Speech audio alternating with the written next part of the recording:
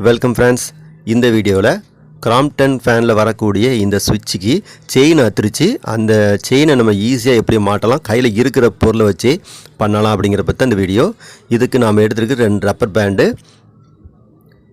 ஒரு நட்டு, கெட்டுறதுக்கு காப்பர் கம்பி, ஒரு ஸ்க்ரூ டிரைவர். இது அந்த ரிவீட்டை தட்டுறதுக்கு. காப்பர் கம்பிக்கு பதிலாக இந்த மாதிரி ஸ்க்ரூ யூஸ் பண்ணிக்கலாம்.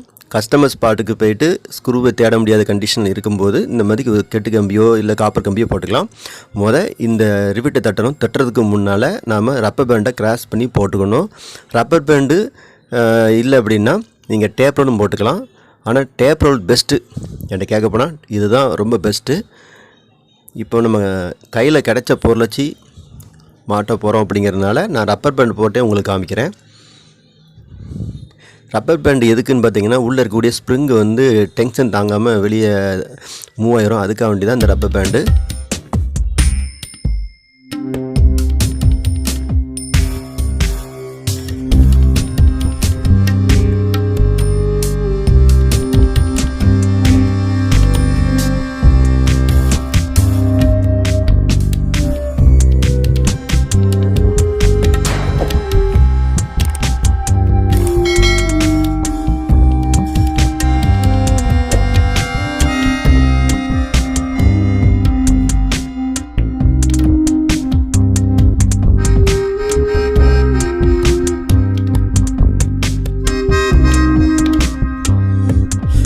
இப்போ ரப்பர் பேண்டை கழட்டியாச்சு. இப்போ ஓப்பன் பண்ணுறது இந்த பகுதியில் ஓப்பன் பண்ணக்கூடாது. திருப்பிக்கோங்க. அந்த நட்டை கழட்டிட்டு அந்த சைடு தான் ஓப்பன் பண்ணணும். ஓப்பன் பண்ணும்போது ரொம்ப கேர்ஃபுல்லாக ஓப்பன் பண்ணுங்கள். உள்ளே இருக்கக்கூடிய ஸ்ப்ரிங்கு ரொம்ப டெம்பராக இருக்கும். அதனால் ரொம்ப கேர்ஃபுல்லாக ஓப்பன் பண்ணுங்கள். பார்த்தீங்களா, டெம்பர் ஓவராக இருக்கும். இப்போ ஸ்ப்ரிங்கை தனியாக எடுத்து வச்சிடலாம். உள்ளே இருக்கக்கூடிய நம்ம கட்டான பகுதியை எடுத்துடலாம்.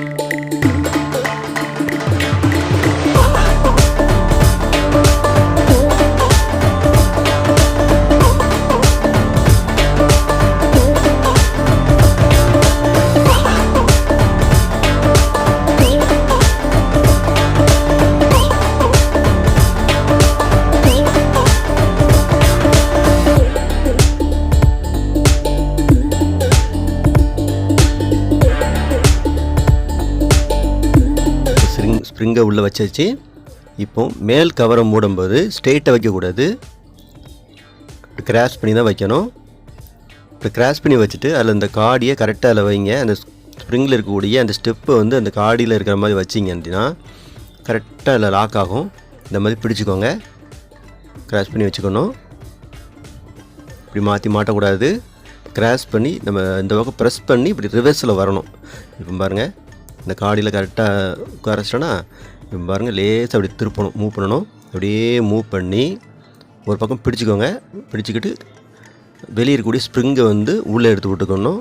உள்ளே எடுத்து விட்டுட்டு அதுக்கப்புறம் நீங்கள் ப்ரெஸ் பண்ணிங்கன்னா கரெக்டாக அந்த காடி இருக்கும், அந்த காடி கரெக்டாக விடும். பாருங்கள், இப்போ கரெக்டாக விழுந்துருச்சு.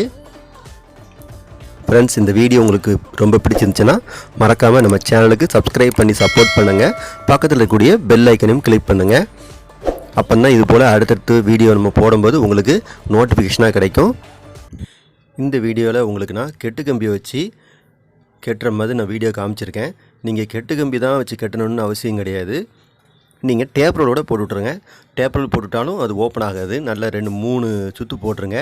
இந்த மாதிரி போட்டு விட்டுக்கோங்க.